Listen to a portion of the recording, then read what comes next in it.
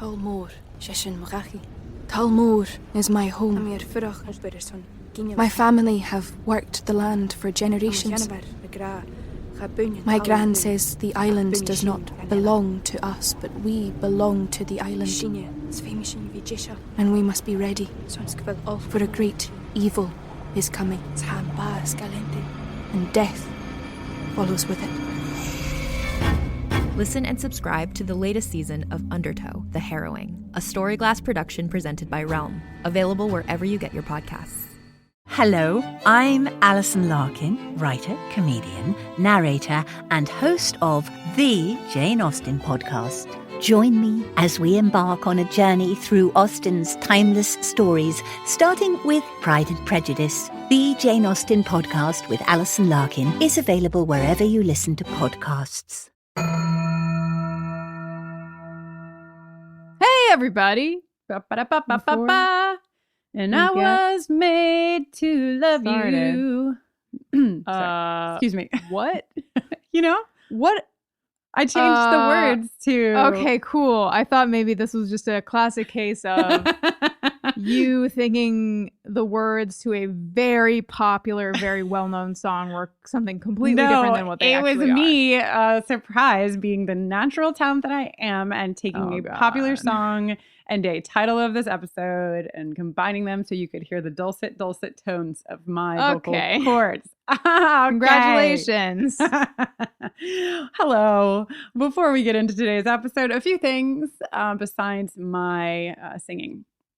I want to repeat at the top of this episode because I know many of you listen to the mailbag, but just in case you missed it, we are pornography, hot pornography. Yeah, I mean, if you didn't listen for any other reason, you should listen for that reason. But we have a pretty jam-packed schedule coming up here, and most of you we know are familiar with the series Buffy the Vampire Slayer, but some of you we also know are watching for the first time with us. And so we want to, as always, be careful with spoilers, but we also want to be really careful with your hearts and your minds as we move through the next few episodes, the arc that begins at the end of today's episode. So today we'll have a fun jaunt, but the arc that begins at the end of today's episode and runs through episode 17, season 5, forever. We'll have a focus on loss and grief. And these themes, even though they're really hard, will probably help us come together in really powerful ways.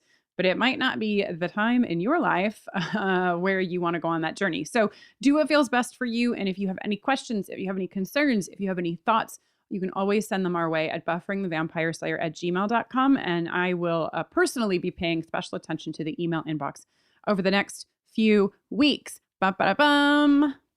Guess what else? There's some stuff that's going to happen. Are you ready? I'm ready. On Saturday, May 16th at 11 a.m. Pacific, 2 p.m. Eastern, we will be group watching Buffy Season 3, Episode 21 and 22, Graduation Day, Parts 1 and 2, together on Instagram Live. So and I'll tell you what else. That's not all. The following Saturday, May 23rd. Really a new thing with you. Just trying to spice it up, you know? Saturday, May 23rd, I will be conducting another Xena Warrior Princess hang for our patrons at 4 p.m. Eastern, 1 p.m. Pacific. Not exactly sure what the precise shape of the Xena hang is going to be. Last hang probably was Amazonian is the shape, I would imagine. Okay. The last hang was just me desperately trying to recap every episode from season 1. This one's going to be a little more focused, I think. But details to come before the actual date. Yes, and that's a Patreon party, and we have a bunch of stuff happening in Patreon, as you likely already know. I have a new podcast with Joanna Robinson that is only available to the patrons over at Buffering's Patreon and also Joanna's Storm podcast Patreon. It's called Feels Like the First Time. We are about to get really deep into Thunderdome and Fury Road. So that's what's next. We're doing some Mad Max next. We've done Alien, Indiana Jones, and Lord of the Rings. I watch movies that, shockingly, I have never seen before. It's really fun. I'm having a great time with it. And episodes go up all the time, whenever we feel like it. There's not even a schedule. It's crazy. I also am still running a book club. We just finished Gideon the Ninth, and we are onwards to 2 new books for May. We're reading Wilder Girls first, and the book club for that will be May 9th, Saturday at 1 p.m. Eastern, 10 a.m. Pacific. And after that, we're going to be reading a book that I have never read called Tipping the Velvet, which is just a classic queer book that I am so excited to get into as well. So all that coming up. Jenny, what do you have to say about that? Like, is there like a word that begins with a W, ends with a W? Well, wouldn't we all wonder whether I might want to say a word that starts with W? Like, for instance, just off the top of my head, wow, wow, wow, wow, wow, wow, wow, wow, wow, wow. I could not be more thrilled, oh my gosh, to tell you, oh my gosh, that we have a very beautiful new edition of our my wow, wow, wow, wow, wow pin / Kristin's mom pin. Up in the shop. We had gotten this special edition made for prom, but of course prom is not happening right now, so we made them available in our store right now for you, should you be wishing to ally yourself with me, or Kristin, or me, depending on which way. Or you wear the pin. like every other day, you can flip the pin around and ally with a different person. So yes, as always, bufferingthevampireslayer.com/shop, or just click on shop and you will find. Oh my gosh! Yes, if you tilt the pin to the right vertically, it could say EOE, and then if you flip it around the other way, it could say Bob. Okay. So basically, no matter how you wear this pin, you're allying with someone. I don't know who EOE is, but sounds cool. Okay. Somebody get your shepherd's crook and pull her off stage. Okay.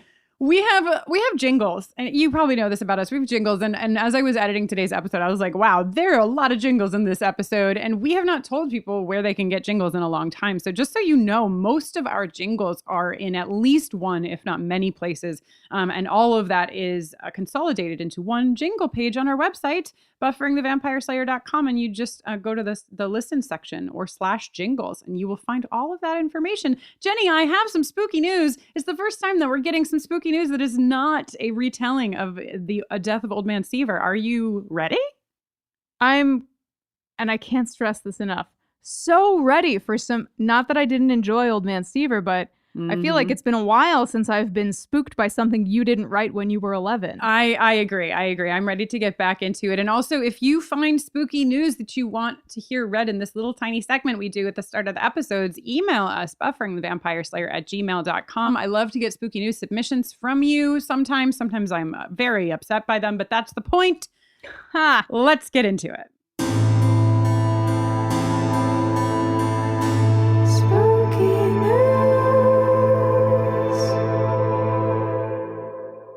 Okay, Jenny, this story comes from our listener, Kamina. Kamina, I'm hoping I'm saying your name right. And it is an Australian story. The headline of the story from ABC Australia is "Rats were the first curators at Sydney's Museum Hyde Park Barracks." I'm listening. Yeah, and I actually don't find this to be as spooky as I do adorable, but maybe I've just watched Ratatouille too many times. I've never seen Ratatouille. Yes. Anyway. Oh my God, Ratatouille rocks. Ratatouille will change how you feel about rats if you don't feel good about them. I mean, honestly, even the trailer has. So these rats, these are some old rats. These are years and years ago rats. They basically went underneath the floorboards of this museum and they hoarded scraps in their rat nests. And then, rats die like any other animal or life being.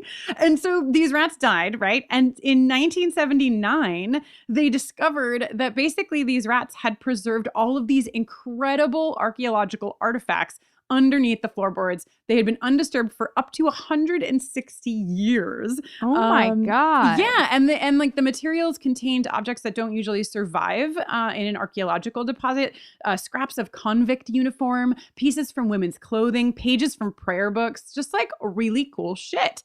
And so to take this, I mean, I guess this is not spooky except for rats, you know? But I just loved it so much. And so what I love too, and I guess this gets a little spooky, is that in this museum, the story of the rats is now going to be integrated into a new exhibition experience where there's a challenge to locate 14 mummified rat carcasses that will be displayed across 3 stories of the museum. Cool. And on your interactive audio tour, you will hear in the background of the recording what sounds like rats scurrying in the walls. Jenny, last thing before we get into today's episode about the spooky news story is that the sound of the rat scurrying were done by a sound designer based in San Francisco who actually recorded his daughter's pet rat. So, oh, hell yeah. This spooky news has something for everybody. Oh my God. Yeah. What a great bit of news. Yeah. And you know, this story goes out to Amy, still a rat. That has been your spooky news.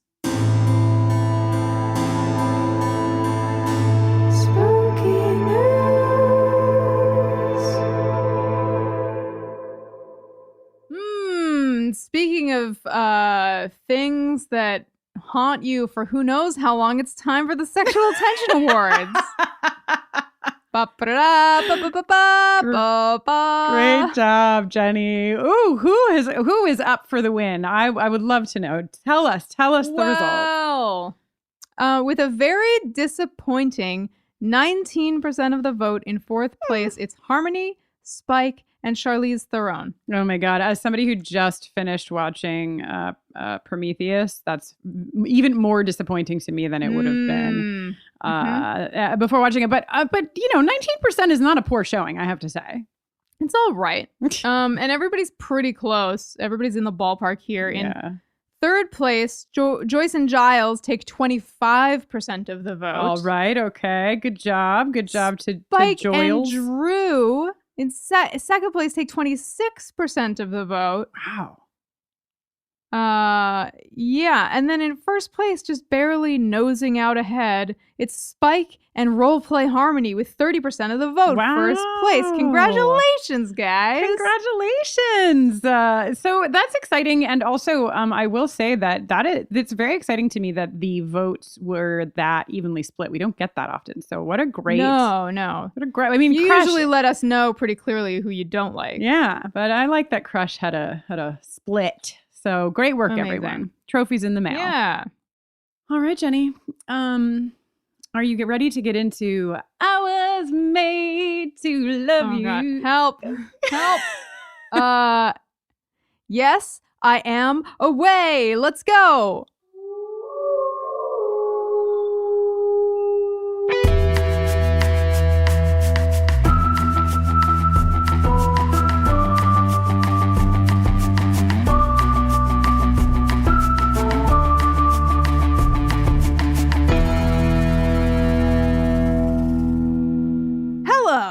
Hello.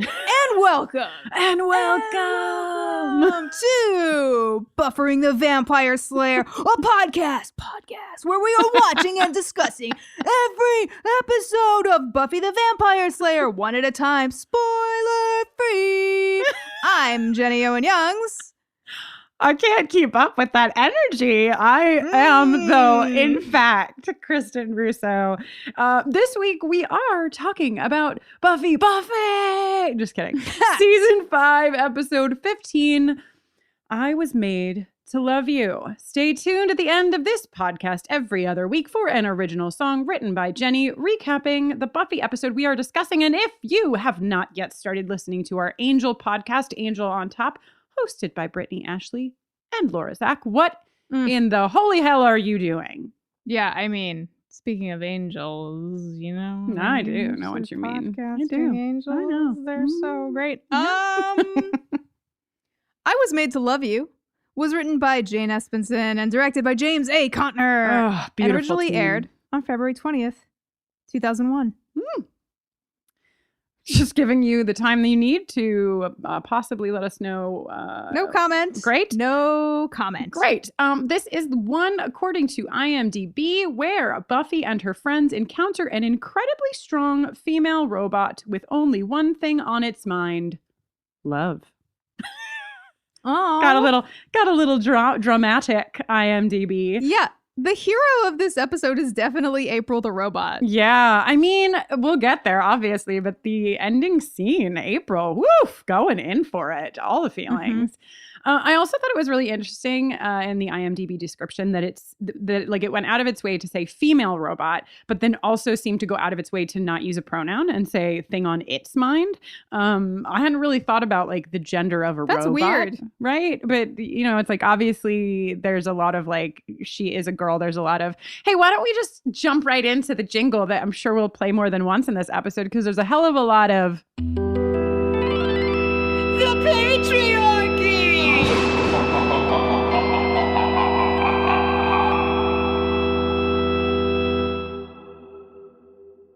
In this episode, isn't there, Jenny? There's more than enough to go around. You know what I think it is? I think it's like when you think of a male robot, when you think of a robot you're projecting maleness onto, you're thinking of like a robot that like lifts like 400 pounds of pallet weight in your warehouse, or a robot that like chops down that tree and makes firewood for you real fast. Sure. But when you think of a girl robot, you think of what everybody thinks of all the way through this episode, which is that somebody made a sex bot. Totally, 100%. And that is, we already played the jingle for you, but of course that is why. I also just saw Alien for the first time, Jenny, and I have to say that now when I think of a robot, I think of the most horrific thing I've ever seen in my life, which was when the android dude Ash on that spaceship gets busted open and he's all milky. He's full of milk.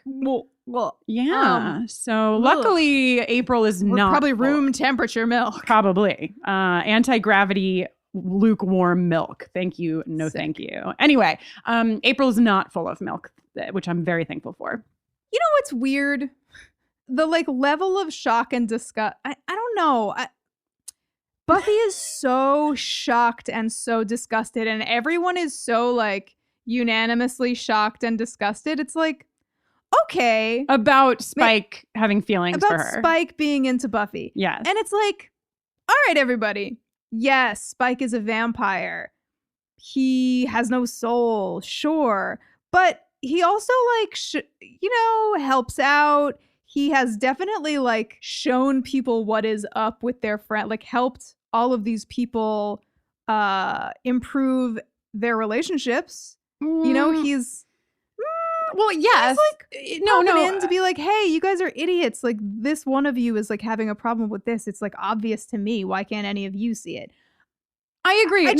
I agree with also. Yes, Spike's very hot. Yes. Totally. And couldn't everybody just acknowledge that Spike is hot? Okay, so here's the thing, Jenny, is I think that, yes, you're right. When it comes to like Giles and the Scooby Gang, sort of like, and none of them they're not as upset as Buffy. And I think that's important to point out because of what I'm about to say. But I do think there's probably more room for them to be a little less like, whatever. Like he's been around, he's been in the Scooby Gang for better or for worse for a long time. But where Buffy is concerned, especially in this episode, it is much more, and she says it directly, something about me had to make him attracted to me. She's really putting it on her because she's wrestling. We saw the previously on, right? And the previously on, I would like to call this the peak of the season. Crush was the peak of the season because we like the previously on here pulls from every single point in this season. We have learned that Dawn is the key. Dawn has learned that Dawn is the key. Everyone knows that Dawn is the key. We know Glory is a god. We know Ben is Glory. Is Glory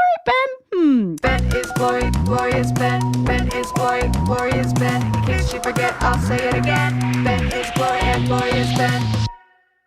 We know that Riley is gone. We know that Spike loves Buffy. It's like we have all these massive elements on the table. We're ready to go in. And I think that, Riley is in the previous line because of the narrative that we'll get with the robot. But I also think that that's super in play with Buffy being so upset that Spike has fallen for her because also Riley has left her and she doesn't understand like what is wrong with her. It's very much surprising, I know, to everybody, but for Buffy, it's very much about like her and what she has done and who she is. So I think that's why she's disgusted. Fine.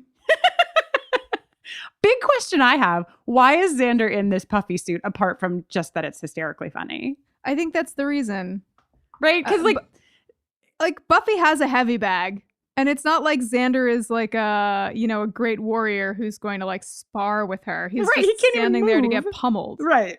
So I think I would love, God, one day if somebody could compile all these like ridiculous questions that we have, some of these things I would love to know, like, how did that come to be? How did it wind up that Nicholas Brendan got like sewn into, because it's essentially like the seamstress on set was like, I'm going to make a suit for Xander, but I'm going to use like gym mats for the shirt and pants. So Xander, apart from being wrapped in a puffy Xander suit, he has some really incredible moments in this episode, and it starts here. Maybe I could change.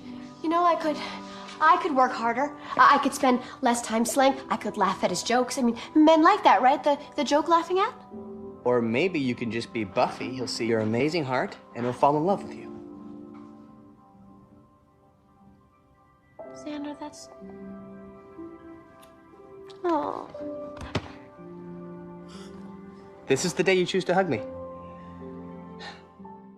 So, and Xander also says at the end of this, like, dialogue, well, also, Buffy, like, maybe it's because we're on the Hellmouth. It's kind of hard to build anything on a Hellmouth. Yes. And this is so lovely a moment that Xander Xander's really got me in this episode. Yeah, and nice. Yeah, I think we see so much of the fact that somehow the healthiest relationship that we have in this television show right now is Xander's. That Xander and Anya have this like incredibly balanced, mature communication lines. They, Anya is, Anya's very secure, as we see throughout this episode. Right, because Xander's like talking about like women being hot and blah, blah, blah. And I think also like this is a narrative that we see all the time, even today in television and in movies, where like it seemed to be portrayed that like if you're in a relationship, you cannot voice that you find anyone else attractive because that will make the other person as jealous as Tara is when this happens with Willow. And we see how secure like Anya is, and Xander is feeling good, and like they just are in a great place. And I think that is why Xander is starting to really be such a rock for Buffy, and able to like really help her. So that's I'm very happy to see that. And then at the espresso pump, a car pulls up and a girl we've never seen gets out. She's wearing a little pink dress. And the guy's like, this is funny because the guy's like, are you sure you want me to drop you off here? This place is kind of like, what? I know. Who is that guy? Like, right. A, how dare you? Yeah. B, are you saying the espresso pump is like trashy or seedy or dangerous in or like some way? Sunnydale? Well, maybe he has heard about the mortality rates in Sunnydale. Right. Also, like, it's confusing why they even had her dropped off in a car. I guess because they wanted to conceal the like robot nature of her for the first scene, because otherwise, I mean, what we learn of April, like she straight up would have just walked from the campus, no matter how long or far she's a robot. She would have just walked. She would have, but also like, look at her. She's like exactly she's the target market for dudes looking to give somebody a ride. That's true. And she would have totally taken a ride which is interesting too, because it means that she took a ride from this dude that she didn't know, and he didn't try a damn thing, because we know if he did, he would be not alive. Kicked his ass. Yeah, she would have kicked his ass. I want to talk about real quick, Jenny, because you mentioned her dress, and I find it really hilarious that you mentioned her dress and not her shoes, because her shoes to me are like the way that that she is a robot designed by Warren, a dude. Like, no, I don't understand if they're like platforms, but it looks like she's going to fall off of them every step she takes. Like they just are so impractical. They are not attractive shoes. And I just feel like they are exactly what Warren would have picked out for a girl. And if April was not a robot, she would have been like, fuck off, dude. I'm going to go over to Glory's house and pick myself out a nice pair of pumps. Okay, sorry. I have a huge fact that I learned when researching this episode, Jenny. I don't know if you found it, but I'm going to tell you anyway. I'm ready. Do you know who was cast to play this role before it was given to eventually Shonda Farr? Because Shonda Farr was not the original person slated to play the robot in I Was Made to Love You. Can you give me one hint? I mean, I can, but I don't. Okay, let's see. The hint I will give you is bikini. It's very hard to give you a hint because all of my hints are like dead giveaways. So that is probably too broad. But Bikini. Yeah. And Cindy Crawford. No, and I'll add Heidi one word to Klum. it. And I think adding one word to it might give it away. So bikini plus snake. Britney Spears? Britney fucking. Are you kidding me? Britney motherfucking Spears. I lost my shit. I lost it. Like my fucking, like literally, I'm still losing it. Like even you're the first person I've told. So, dude, what? Britney Spears was cast to play this role and she pulled out of the role. I found this like little article where like Marty Noxon was talking about how like they were moving the episode to later in the season, but it was going to be fine. Like they were still keeping the role and they were going to recast it. Can you imagine a reality in which Britney Spears was the fucking robot? Oh my God. That is so disappointing. Yeah, it is and it isn't. It's like it is because I mean, I love Britney Spears. I was obsessed with Britney Spears. But it probably would have just like made this episode about the fact that Britney Spears was in it instead of being about like everything else. That's exactly why I'm not necessarily like I'm disappointed from like a pop culture standpoint, but from like a integrity of the episode standpoint, I am not because it's all we would be talking about is right. And also like fun twist, Shonda Farr was also in Crossroads. She played Kit's friend. So yes, no big deal. That I did find. I'm so glad that you didn't know. It's so fun to like reveal a thing like that live on the air. Wow. Yeah. So in another reality in Cleveland, puts a whole new spin on Hit Me Baby One More Time. I know when you were like, give me a clue, all I could think of was like all of the one-line hits that Britney Spears has had. Bikini. That's a weird clue for I Britney know, Spears, I'm but sorry. with Snake, it makes a lot of sense. Okay. Yeah. So what is this robot looking for? I mean, what is this lovely young girl looking for in Sunnydale? This dude who gave her a ride asks, why? True love. True love. And off she goes. And then it's the credits. And then we're back. And then Vava Joyce is my next note because... Yeah. Joyce is like babing out. Joyce is wearing a dress that I think is like the exact perfect hybrid of what Dawn and Buffy say it is. It's like the perfect meld of mom and sexy to be just like over the top. Yes. Her nails are on point. Her lipstick matches her nails. Like she probably called up Faith in prison and asked for a couple pointers. You know what I'm saying? Yeah. And they are, you know, having a good time with Joyce. They're making her spin around in the dress a few times because she's going on a date with Brian, who she met like a big art gallery nerd at her art gallery.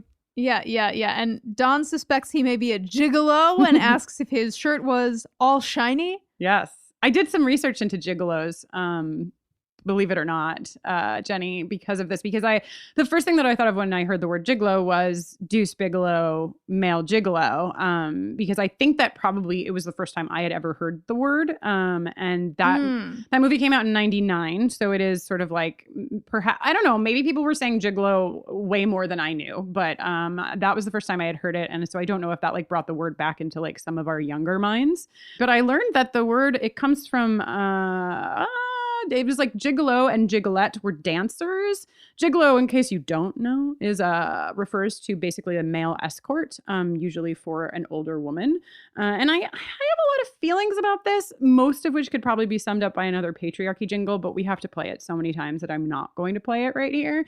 But I just thought, isn't it funny that like there's a comic, they call it a sex comedy, Deuce Bigalow, Male Gigolo. It's like a funny romp about what's his face playing this male gigolo. And I thought, well, that's funny, right? You can make a really funny ha ha ha movie about this dude who's a male escort, but like that, you don't ever see that flipped on its head. And don't even try to Pretty Woman me, because that is not a sex comedy. There's a lot of serious shit in that. And I just feel like, there's some patriarchy in there when it comes to like how we look at a male escort versus how we look at a female escort / sex workers of different genders. So that's all. I'm glad that you brought up Pretty Woman, Kristin, because it might interest you to be made aware that there was a huge film called American Gigolo that came out in 1980 starring Richard Gere as a male escort. Oh my God. Wow. I don't know how popular the word gigolo was in terms of escortism before that movie. But interesting. I mean, the word gigolo has been around for a very long time because it's like etymology. No, that's bugs. What do you call it with words? No, etymology. It is words? Okay. What's bugs? Entomology. Entomology. Bugs, okay. Right? I know the word has been around for a long time. I think maybe like films, media, obviously these things like bring it into more public consciousness than they would have been otherwise. So, Jenny, Tara and Anya are hanging out and I fucking love it. The whole reason this scene exists is really just so we can see them see April, right? Right. But love seeing Xander's girlfriend and Willow's girlfriend hanging out together, just talking about what they talk about, which is Anya's financial growth. Yeah, Anya is like really encouraging Tara to get into online trading. Tara is so upset because when she goes on the internet, she realizes how horrible everyone is at spelling. If that is not a relatable mood, Tara, that is fair.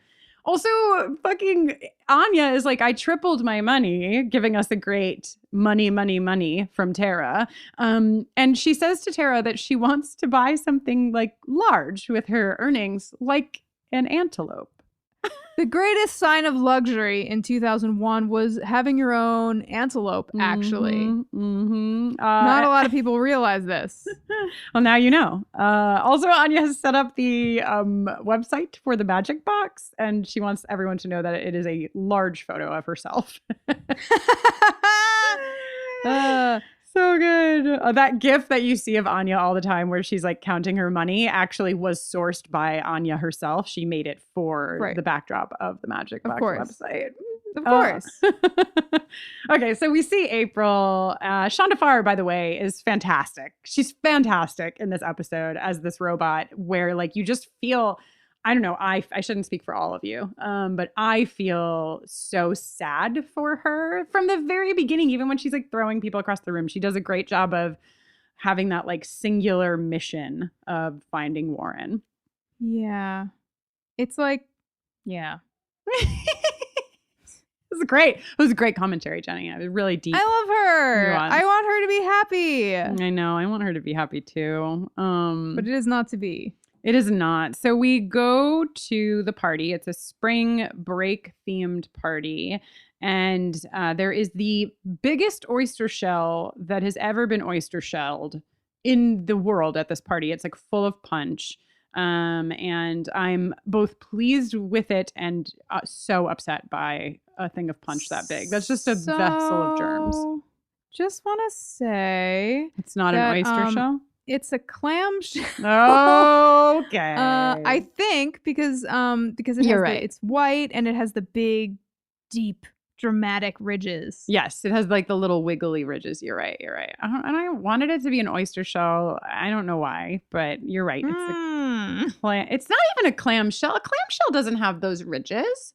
I have had many Google image search clamshell.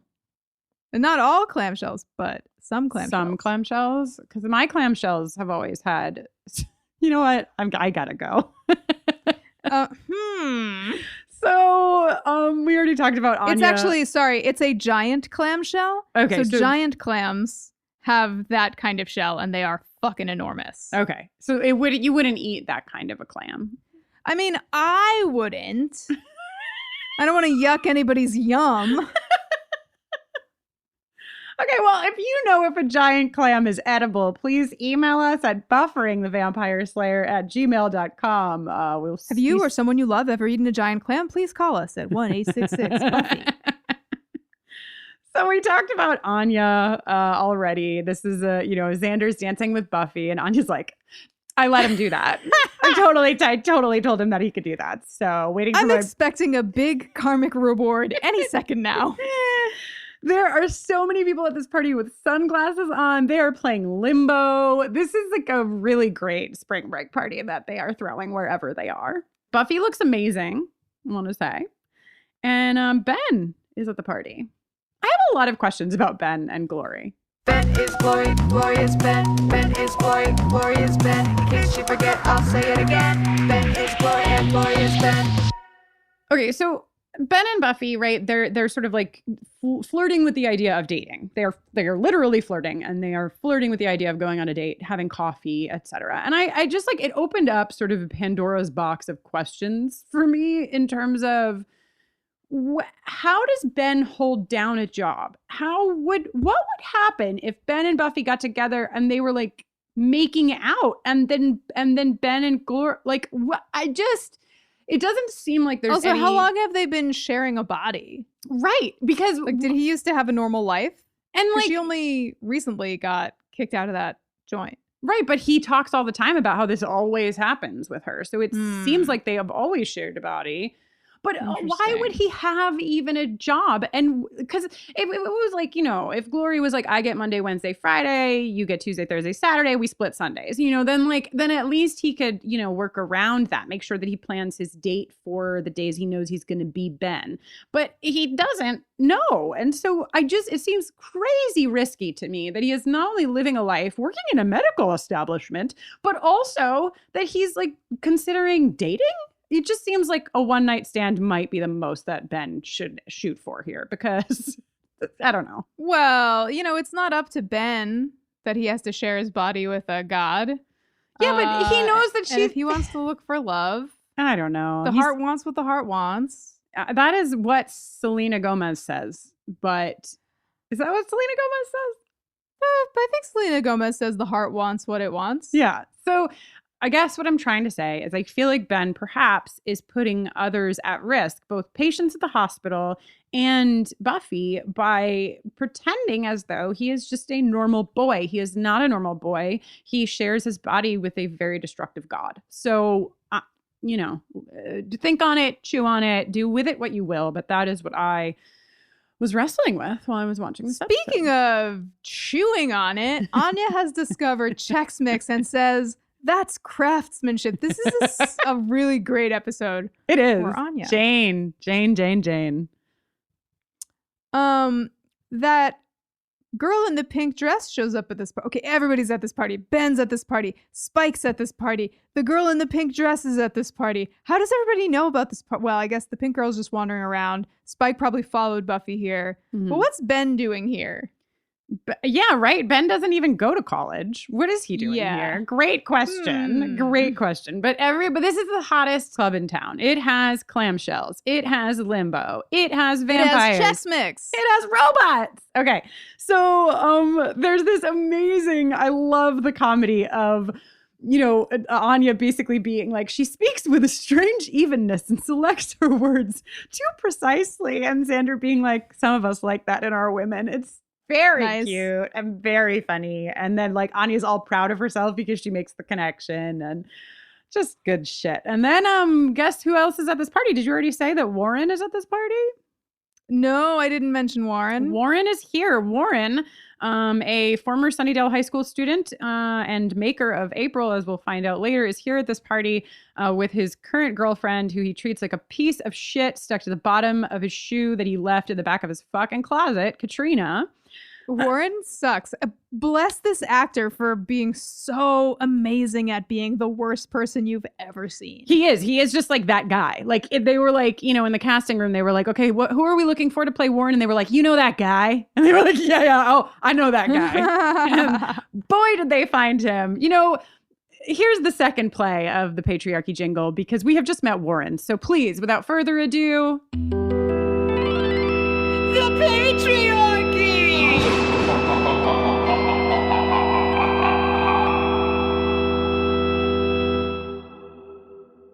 Okay, so Spike walks in. If looks could steak, he says, which I love. Jenny, God. it's too much. Buffy, the last time we saw these two, Buffy told him to get the fuck out of town, and he was so hurt. But in true Spike form, he has like transformed his pain into like like he got his hair done again, and he fucking greased up his leather jacket, strolled in with no cares in the world. I believe that he says, if you want me to leave, you can put your hands on my hot, tight little body and make me. You are correct. As a matter of fact, Jenny, I had it written down to play the sound clip, but now that you have said it, I think that will do it. And why don't we give Spike his jingle in honor of Jenny saying that line? Spike, I love you. Spike, so dreamy. Spike, your trench coat. Spike, I love you. Spike, your black nails. Spike, peroxide. My hot, tight little body. The addition of little is what really is such a choice. It really is. Such a choice. Okay, so Ben, meanwhile, is now back with Buffy. He gives her his number. It's very cute. He's like, I'm going to give you my number before you see me dance. So, like, maybe we can get coffee. Spike is losing his shit. I love the, like, Buffy being like, oh, it's just that when I get coffee with people, like, terrible things, all these terrible things happen. And Ben is like, well, I know we're risking a tragic chain reaction, but I just really want to get some coffee. He's like, little did you know that I have a history all my own. Yeah. And Spike side-eyeing this from across the room is like, I'll show her. I see a girl in a pink dress. What's up with her? And she throws him through a window. Yeah, so Jenny, so she says to Spike, I'm looking for my fella, first of all. And then Spike leans over to her and whispers in her ear. Do you have any guesses as to what Spike whispers into April's ear that makes her throw him through that window? It's not fit for a family podcast, Kristin. I don't know. I just wonder, because we see her, you know, she really gets to the throw people through a window thing pretty fast. So I wondered if he had said something. It must have bbeen very graphic. Also, Spike, work on your moves, man. Is that really working for you? I don't know. It just, yeah. So Spike, Spike goes through a window. Buffy loves it. Yeah, I'm taping this podcast now in a house with my family, so I can't even make any guesses. I just have to lean on. Yeah. So okay. No one but Warren can touch me, says April. And then she throws Buffy pretty hard. And this is the moment when April, the robot, becomes, you know, like a bit heart-wrenching, because she hurts Buffy. And then she's like, she feels so bad. And she says, I'm sorry. And I hope your boyfriend will take care of you. And we're all like, womp womp. Her boyfriend's on a helicopter in the jungle. There are like so many instances of people just like jamming salt into that particular wound in this episode. Yeah, totally. April is definitely the primary vehicle for that. And love like Xander being like, whoa, wow, let me do a little quick math here. This is some serious damage. Can you? So serious about the financial implications of Spike getting thrown through a window. And everyone is like, I think that April's a robot. Oh yeah, definitely robot. Yeah. Robot. I love that, like, it's like it's like the nod to season 5, like that we're in the 5th season. It's like we don't need to even, of course she's a fucking robot. Moving on. Yeah. Do we even need to deal with it today? They're basically like, nah, we'll just deal with it tomorrow. Fucking robot, whatever. Also, Buffy has an incredible line in the start of this scene, which I don't want to miss, where she says, I've had it with super strong little women who aren't me. Tight. Yeah, us too, Buffy. Right. It's really great. So then we go to the Summers house where Giles has been babysitting Dawn. And first of all, he's right. She's fucking 14. Why does she have a babysitter? Because there's she's the key. hell god right on the loose. I forgot. Okay, good point. Moving along. But Giles is wrung out from eating all that cookie dough and talking about boys. Yeah, and he makes a comment about how, like, he listened to she made me listen to music that was like sung by people who are very good at dancing. Like, yeah. Seemed like perhaps a dig at Britney Spears, who had dropped out of this episode, just saying. No, I mean, I love Britney Spears, but you know. So, okay. Joyce then, just as things were getting so bad for Giles because he's had to listen to Dawn talk about boys all night long, Joyce rolls up from her date, walking on air, and she wants to talk about boys. Yes, who wants to hear everything? And then he's like, "I'm fucking out of here." And it's good that he left because Joyce is getting on about how she left her bra in the car. No, the restaurant. No, on the dessert cart. Oh my God. Joyce is going for it. I think the combination of like her having a really great date and then walking in to see Giles, who she has slept with on the hood of a police car, is just like really making her imagination run wild. And Buffy is like mortified and runs upstairs. April, meanwhile, is like going door to door. It's like 3 in the fucking morning. It's so sad. It's just fucking, ugh. Support for today's episode comes from OneSkin. And if you have sensitive skin, you're going to want to hear about their scientifically proven topical supplements. Free from over 1,500 chemicals and preservatives that can make skin red, irritated, or itchy, their products are safe for sensitive skin.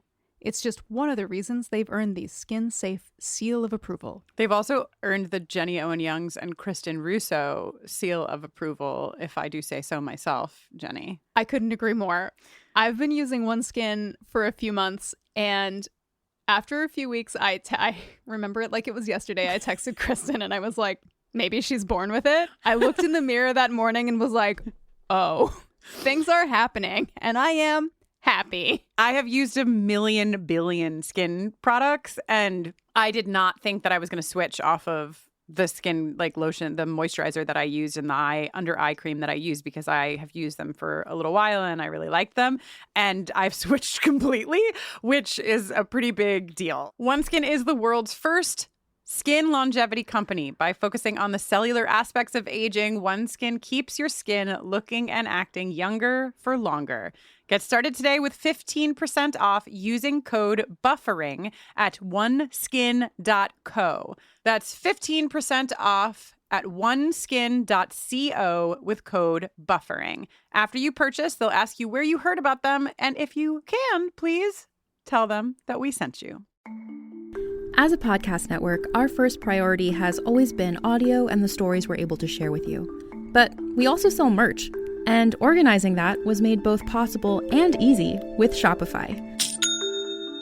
Shopify is the global commerce platform that helps you sell and grow at every stage of your business, from the launch your online shop stage all the way to the did we just hit 1 million orders stage.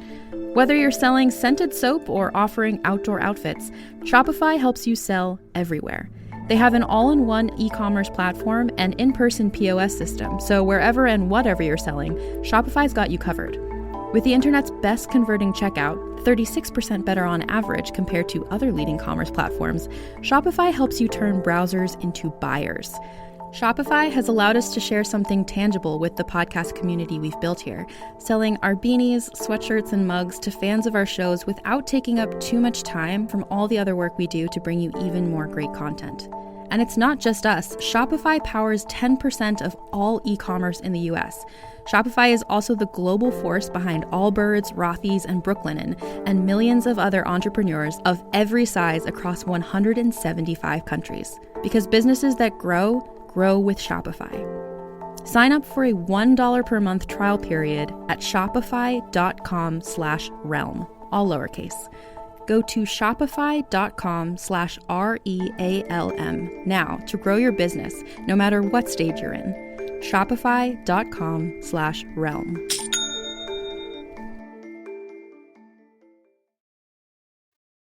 Okay, so we go to the magic box, and so I've been talking this season about Tara, and like they've really been like showing us how like proper Tara is. You know, she usually is very polite. She's very reserved, and they've been like really hammering that home. A couple episodes ago, maybe even last episode, Tara was wearing some eyeshadow, and right now we get a line from Tara where we're like, what? Tara says, well, she practically had genuine molded plastic stamped on her ass. Just trying a little spicy talk. So just want to know, like, what's going on behind the scenes with Tara, you know, like what's making her come out of her shell. But she's doing a great job. So I love that we get Xander basically complimenting Anya tries Chex Mix, and she's like, now that's craftsmanship. And Xander sees a sex bot, and he's like, now that's craftsmanship. This is an amazing moment with the women of Buffy the Vampire Slayer, because it's like Tara, Willow, Buffy, is Dawn there too? Like, it's just like a lot of ladies around the table. And Xander's like, you know, a sex bot. Who doesn't want a sex bot? It's just there to please you and blah, blah, blah. And then he like looks and it just pans around like that 70s show style around the table. Yeah. And each one of them has their own brand of fuck you, dude, on their face. Takers. Yeah. Also, I love that Giles is like, we have no idea what his motives are for building this thing. Giles, think back to your Ripper days. I guess Giles has like always been able to get it. So wow, Jenny. Wow. Never had to wish for a sex bot. Oz gets a nice shout in this scene. We haven't heard of Oz. Yes. Oz's name in a long time. And Xander's like, wish Oz would hear. He wouldn't say anything, but he would get it. Would he though? No, I don't think he would. I don't think so either. Yeah, I don't think Oz is that kind of a dude. Okay, and then we get Tara saying how sad it is that this guy couldn't find a nice normal person to like share a relationship with. Right. And then we get this meaningful look on Buffy's face. And she's like, oh, fuck, I guess I better call Ben. I guess I better try to find a nice, normal person. Of course, Ben is busy transforming back into himself from Glory. Wearing that red dress. Looking good, ooh, Ben. Yeah. Really into Ben in that red dress. Fits him wonderfully. Yes. Metaphysics at play there. So I just want to like open up the larger can of metaphorical worms here, because I went back and forth on, and I think perhaps the answer is that the metaphor goes both ways, with Buffy identifying with April, the robot, but also with like being afraid of some of Warren's reasonings and like his journey too. So before I even say any more, Jenny, do you have like, were you like, oh no, this was obviously Buffy, like this storyline was here to show us like Buffy lining up with April, or did you feel like there were elements from both too? I felt like the strongest thing in the episode is like all about Buffy's sort of self-reflection and using, you know, the idea of April, or like the concept of April and Warren, like as a window into like a new sort of like aspect, or forcing Buffy to kind of like look at that part of her life more closely. I guess what I mean to say is that there were moments, and we'll get to these scenes, but there were moments where Warren is sort of saying like, I like made her to be all the things that I thought I would want, but then like she was just like, she was too nice, she was too good, she was too all of these things. And so when Warren was saying those things, I was like, oh man, this is like, I wonder if she's reflecting on how she viewed Riley, like this guy that was like had all these things down on paper, and like why couldn't she get past that point? But then the bigger metaphor I felt was landing with April, of course. I mean, I think that's the one that you're supposed to get, but I don't know, Jenny. But no, I think that's like right on. I think it's like pretty major. Like I think it's like right there for you, because when Warren is kind of like talking through that revelation of like, you know, thinking I would have been in love with somebody who like was giving me everything that I like thought I wanted, right? But I just wasn't. You know, that's valid. That's a valid kind of like thing to look at the Buffy Riley relationship through. Right. And that's sure. Right. And then in this scene, like the reason I springboarded it over here from this scene is because, you know, she's, I think, identifying with the fear of being a Warren, of like being somebody who couldn't find anyone, who like needed to find a companion, who needed to make a companion because he couldn't find one out there in the world. So we'll get deeper into the obvious like April Buffy parallels as the episode goes on. But I just wanted to like put a little pin in the fact that I do think that there's like a larger introspection, I think you said, Jenny, or something like that going on for Buffy, where she's really seeing like the inner workings of this very messed up dynamic between Warren and April, and like, yeah, what is it showing her about like some of her own experiences? Yeah. Okay, so I would like to talk for a moment, if I may, about the fact that when we go to Glory's and Ben transforms back into Ben from Glory, there's some connection there. I'm not exactly sure what it is, but I just feel like there's something between Ben and Glory. We're at Glory's apartment, and I believe it's the first time we see these really big paintings, and we're going to see them again, so I'll probably get even more in depth in future discussions.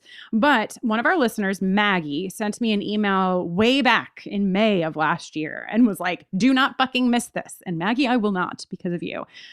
These two paintings that we see on the wall, they're huge. And they are done by a Polish-born Art Deco painter, transplant to France and the US, whose name is, and I'm sorry if I'm pronouncing it wrong, Tamara de Lempicka. She had a 60-year-long career of painting stylized nudes and portraits of aristocrats, interspersed with glamorous socializing in the mid-20th century. She married a baron after her first divorce and took many lovers before and after as a somewhat renowned bisexual. In spite of having access to... like friend of the pod, Gabby Dunn. She loves being mentioned. Ooh, that Gabby Dunn.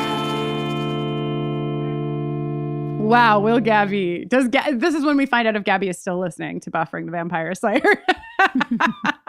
And then Maggie just finished by saying, in spite of having access to wealth and social status her entire life, she lived fiercely independently and worked and played hard to create the life she wanted for herself. So it's like, it feels like there's this very, very deep choice to put these paintings in Glory's apartment. And I wanted to share that because I just thought it was so cool. And I've been looking for them since I got this email. I've been like looking for them, and we'll see them again more. And Maggie sent me this amazing article. I'll put it up on social media, done by Whedon Studies, that talks more about Glory and these paintings and the choice of these paintings by this particular artist. So what do you got?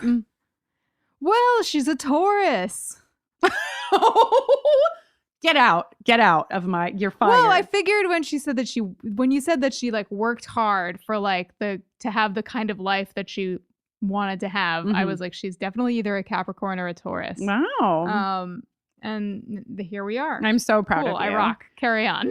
All the queer people in the universe are very proud of you right now, Jenny. Are they? Or are they like, Jenny, please shut up? Well, we're an equal... trying to listen to a podcast. We're an equal mix. Okay, so... Hell? So Warren, this is where Warren treats Katrina the worst maybe in the episode. I don't know. There's so many bad moments, but he's basically like, go wait in the kitchen and shut up. To her. Dude, fuck you. This so bad. Dude, he is such a fucking asshole. And there's this great comedic exchange where he's just like, Buffy, there's something you couldn't possibly know. I'm telling you, your mind is gonna be blown. She's a robot. And she's like, yeah, dude, fucking shut up. Dawn, we go back to the magic box. Dawn gives us a great Ted throwback, which is really fun when you think about it, because like we know Ted from whatever the hell season it was, but dude, yes, I love this. Right? Because we know that Dawn wasn't alive, but that she's been given the memories. And so that includes her like mom's boyfriend, Ted, the robot. Yeah, so awesome. Yeah. A great little tasty throwback to an episode we all sooner forget. Yeah. The original robot. Also, do you remember who we had on the episode, Ted? Shannon Woodward. Shannon Woodward from Westworld, that was just like one of the more fun guest overlaps that I think we ever did, where we were like, you robot, you say? Ding dong, Shannon. Okay, so yes, we're in the magic box, and your favorite, the little match girl, comes running in. Oh my God. Yeah. You know when you're selling matches, but then your blanket, you accidentally set your own blanket on fire that you're using to cover yourself with your matches? Yes, the story of the little match girl. A tale as old as time. Tale as old as time. Spike is on fire. Spike is great comedy Spike in several moments in this episode. He screams, fire, fire. Very reminiscent of a bear. A bear. Stomps out the fire. And then he begins what he thinks is going to be a nice, easy Spike jaunt through, you all love me because I'm hot. I'm Spike. Charming. And charming, Charisma right? up the wazoo. And then we are not going to go any further, Jenny, without hearing together Giles be the hottest Giles of all time when he tells Spike where the fuck to stick it. I'm trying to explain. She might have said some things that sounded like I expressed some kind of... We are not your friends. We are not your way to Buffy. There is no way to Buffy. Clear out of here and spark this thing. Get over it. I don't know what you mean. Yes, you do. Move the hell on.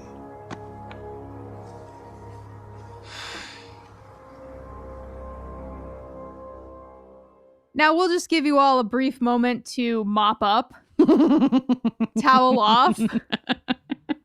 Hot dad. When he was older, younger, he was whatever. You get it. Giles, hot dad. When you were younger, you were real bad. But now you're older, you've got glasses that help you watch over us. Thank you, Giles.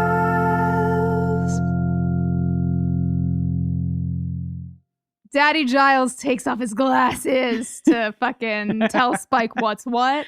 Yeah. And Spike is like, oh shit. And he gets out of there. Not even Dawn is glad to see him. No, because he fucked up real bad. Yeah. It's not great. It's not great. You know what else is not great, Jenny? Is these these tool teen bags. fucking goons. Oh my God. Fuck these guys. Fucking ass wipes over at the espresso pump being like, oh yeah, your friend Warren, and we just saw him. He's over there. Thunderclap, patriarchy. You get it. We could play it. We could have made this whole episode just one long patriarchy jingle. And then we've kind of talked a little bit about this conversation here. We go to Warren's, and Buffy and Warren are having as much of a heart-to-heart as they'll get here, where he's saying, I really feel like everyone deserves to have someone, and she's not. His argument is which is interesting when we see the inside of April's computing. But he's like, she's not a sex bot, right? She is my girl. I made her to be my girlfriend. She's not a toy. I made her to love me. But it's especially coming off of Crush, where we had larger discussions of who can actually love, what love does look like. Does Spike love Buffy, or is that even possible? And it's Warren's idea of what love is also obviously extremely warped, because it's not a two-way street in the least. It's entirely one way. He's saying that he made this robot to love him, but what he really means is he made this robot to think that he is the best thing on earth and never, ever, ever have an opinion of her own. Yeah, not great. Not good, dude. Not good. Not the best. And, to top it all off, he thought that would be perfect. And of course it fucking wasn't, because the end. Yeah. Yeah. So Buffy is horrified by a lot of this, as she should be, as most of us are. And we find out in this conversation that Warren not only left Like, just wait for her fucking batteries to die, dude. Like, just stick it out for a couple extra or fucking... just be like, hey, I have to put you to sleep so I can fix some things. Right. And then, like, don't power her back up. Like, what are you... Anything. Bruh. Don't just leave her. And so this is obviously very triggering for Buffy, who has just been left also by her boyfriend. Oh my God. This whole like Buffy's take, like you didn't give her a chance to fix what was wrong. Buffy, she's still a robot. Buffy, yeah, you're fighting too hard. But Buffy, and if you listen to our mailbag last episode, last week, we had a really amazing email talking kind of about this, that like, as much as we had a back and forth about Riley, there was this huge glaring thing that, you know, Riley really didn't tell Buffy directly what he needed until the very end. And it was very close to when he got on that helicopter and flew away. She had very little time to like process. And that's what she's processing here. She, you know, via April, is she's just like, I don't understand how you could do that. I don't understand how you didn't even tell her. You just left her there. You just left her all alone. And like, you know, that is fucked up. And then there's this amazing line where she asks Warren if April is dangerous. And he says like, no, I just made her to love. And Buffy's like, then she's fucking dangerous. Probably the most dangerous. Yeah. This is like, yeah. Okay. Hell hath no fury, like a robot scorned, because April finds Katrina and she's like, have you seen Warren? And Katrina's like, fuck all you bitches. Warren's my boyfriend. First of all, the fact that anybody is fighting for Warren who hasn't been programmed to do so, it's like, and then April starts kind of she grabs Katrina's arm and she's like, you have to stay here and stop lying. Yeah. Like, you have to tell the truth. And then she puts Katrina in a bear hug. I think we hear like a rib crack. Yeah, we do. Actually, if you had the closed captioning on, it would say ribs cracking. Oh my God. It is for sure a rib cracking. And can I tell you something? Please. I just want you to know that my friend recently started dating a cool guy who I like a lot. And I was chatting with him and he was like, oh, you have a Buffy podcast? I used to work for a transcription company that did all the closed captionings for Buffy. What? Yeah. And I was like, oh my God, I have some questions for you. What's up with, I just watched an episode where the closed captioning says like tendons snapping. And he was like, yeah, when there's like sort of like sounds happening, that's like dealer's choice. Whoever is doing the closed captioning can like editorialize to their heart's content. Wow. So that is like, very fun. Nice. Yeah. I thought you would want to know. I love that. Yeah. Thank you.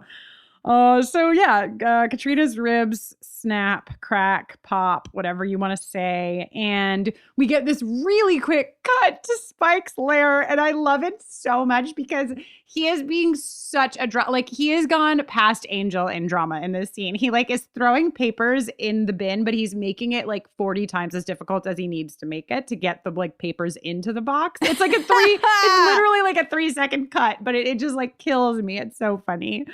Yeah. We get even more patriarchy, a patriarchy frosting on a patriarchy cake when Buffy learns that Warren has programmed April so that if she does not answer him when he calls her, it hurts her.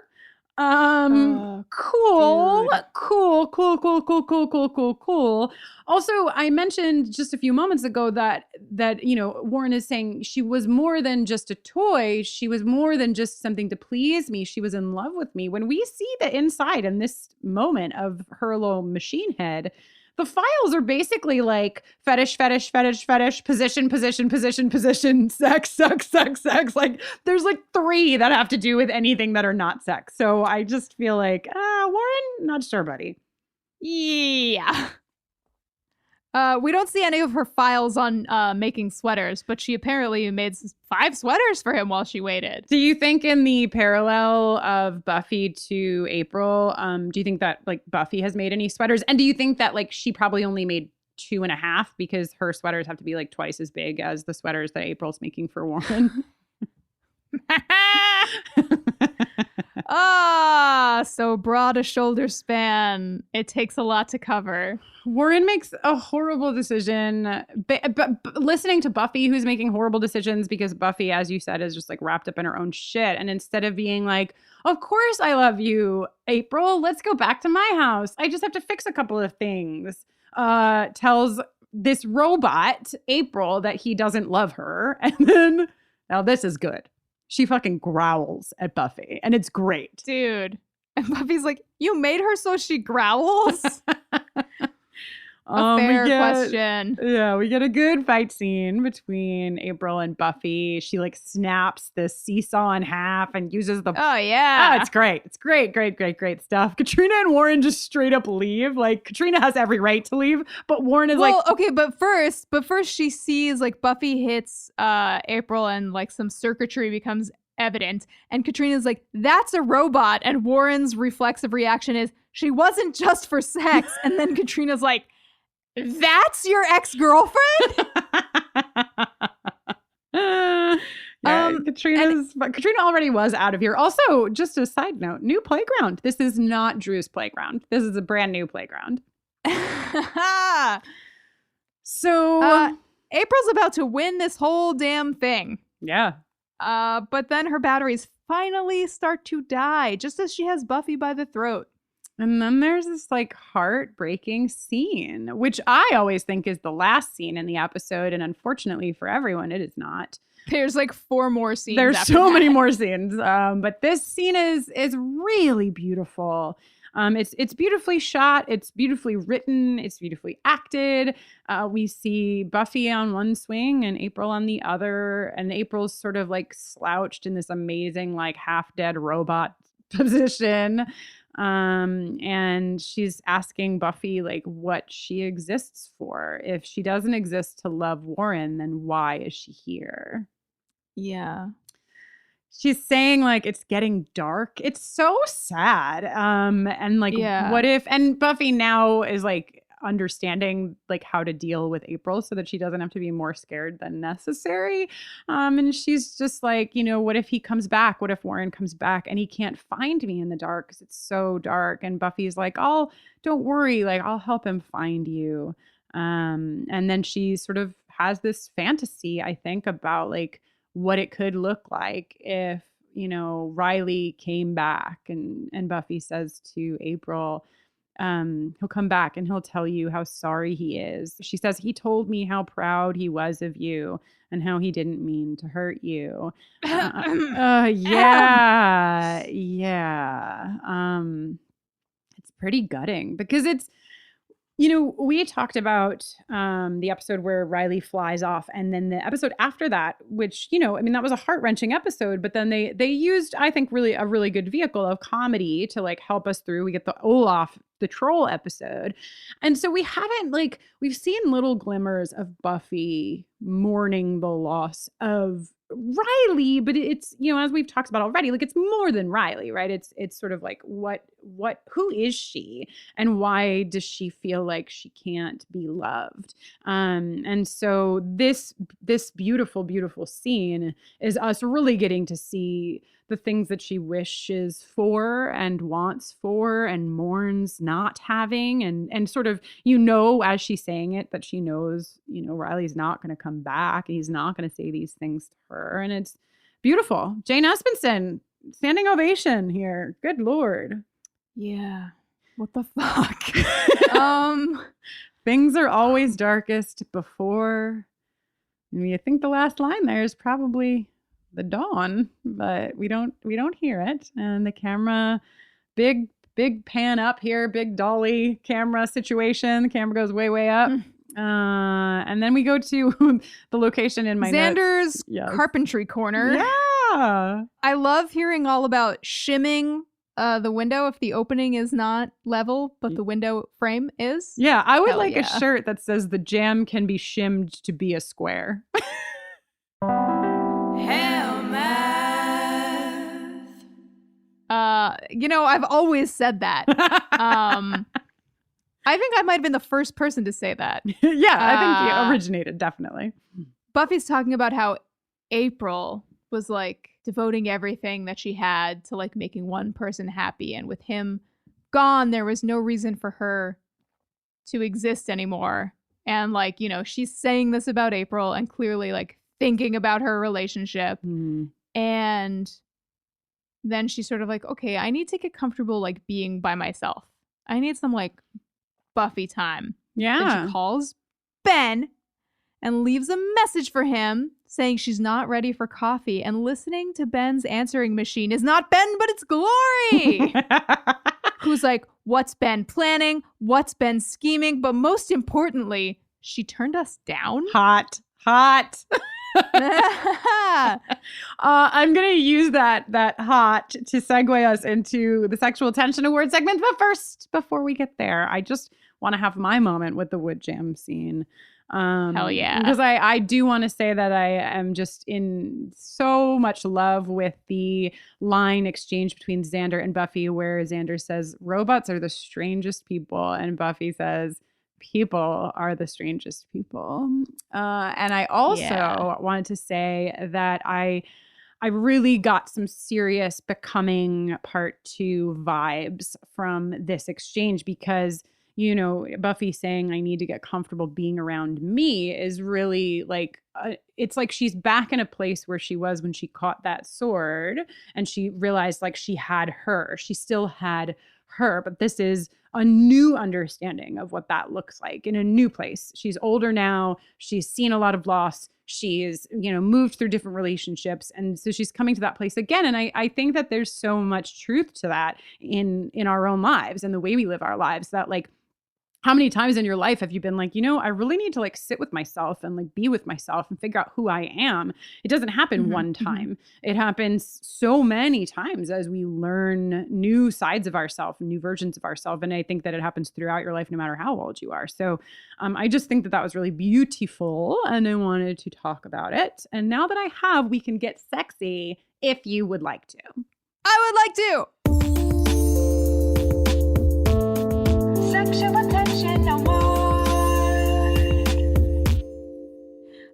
Yes, welcome back to the coziest corner of our podcast. Well, it's the Sexual Attention Awards, of course. The nominees for this episode for your consideration are as follows. In the first slot, no pun intended, we've got Xander and April. He sure is into that robot. Aw, yeah. In the second slot, no pun intended, we've got Willow and April. She sure is into that robot.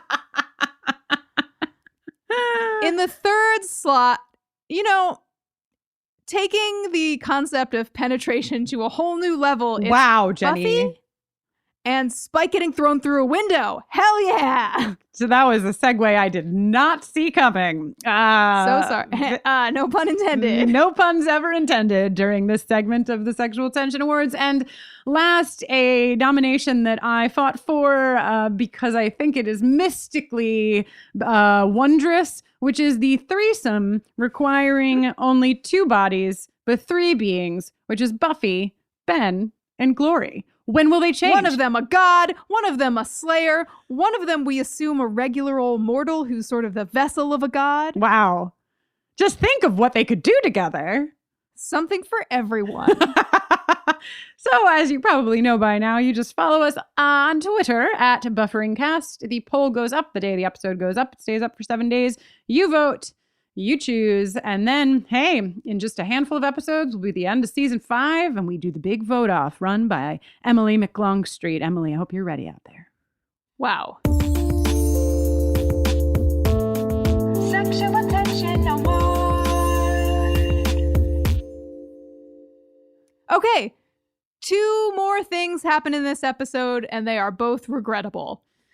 Yeah. So the first one is Spike rolls up to Warren's mom's house, I guess. Didn't realize it was his mom's house till the end. And he takes his dramatically filled box of Buffy sketches and photos and I think even the wig.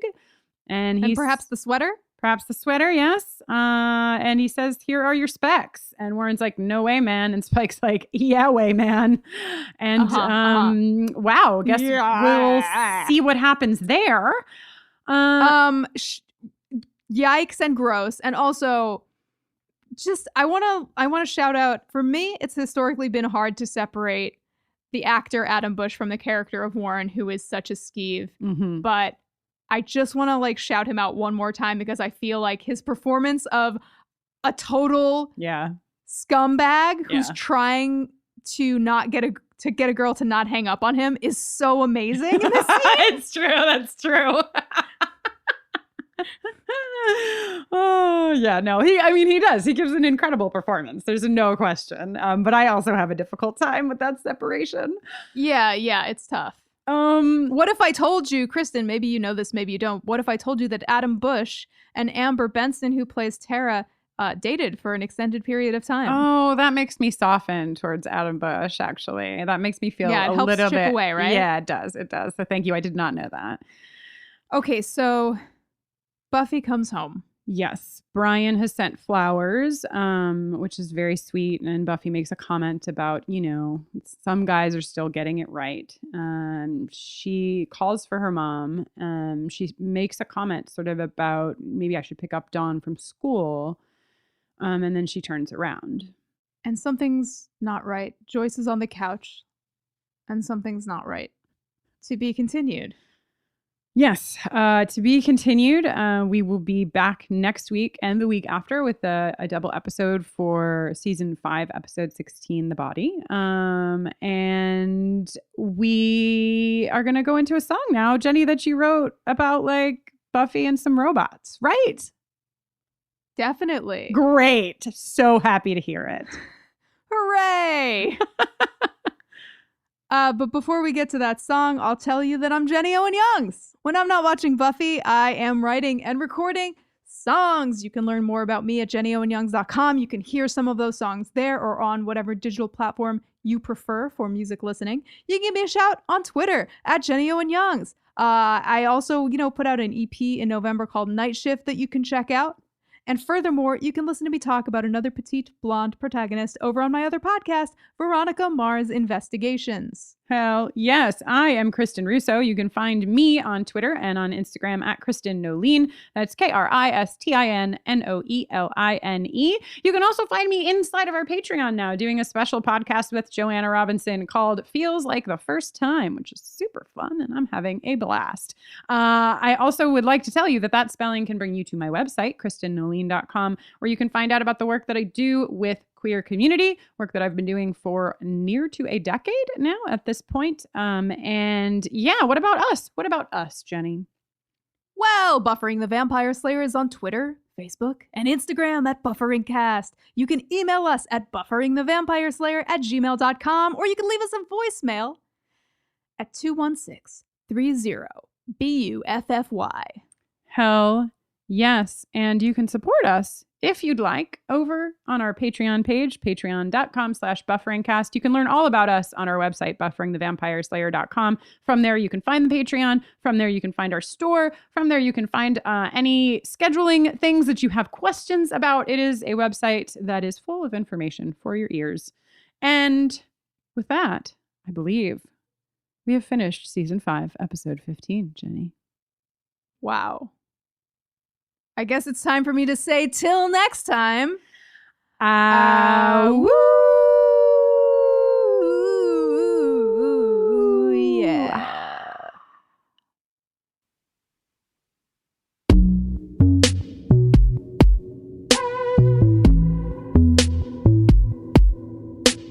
A robot, are you kidding with the robot? You couldn't get a date, so now a robot. She listens when you talk and says you're all the things you're not, because you programmed her to. If it plugs into the wall, it's not a girlfriend. Love is dangerous enough when you're just human. Why are men? Why are men? Why are men? Why are men? A copter, a heli fucking copter. You gave me 20 minutes, then got in a chopper. Try to listen when you talk, but you never told me what you want. Too way, way, way too late. Zeros and ones, zeros and ones, making me numb, making me feel so dumb. Why are men like this? Why are men like this? Why are men like this? Why are men?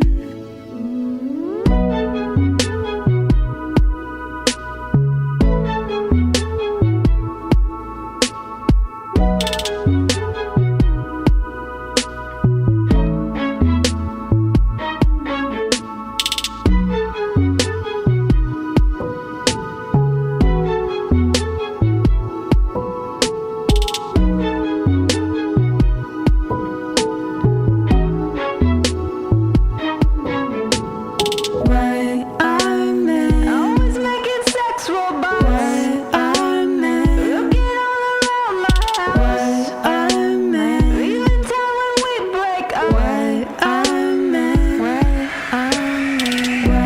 are men sketching like this? Why are men like this? Why are men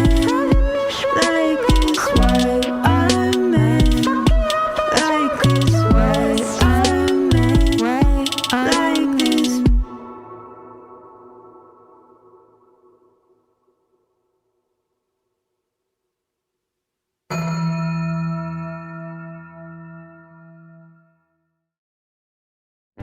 Welcome to the small town of Chinook, where faith runs deep and secrets run deeper. In this new thriller, religion and crime collide when a gruesome murder rocks the isolated Montana community.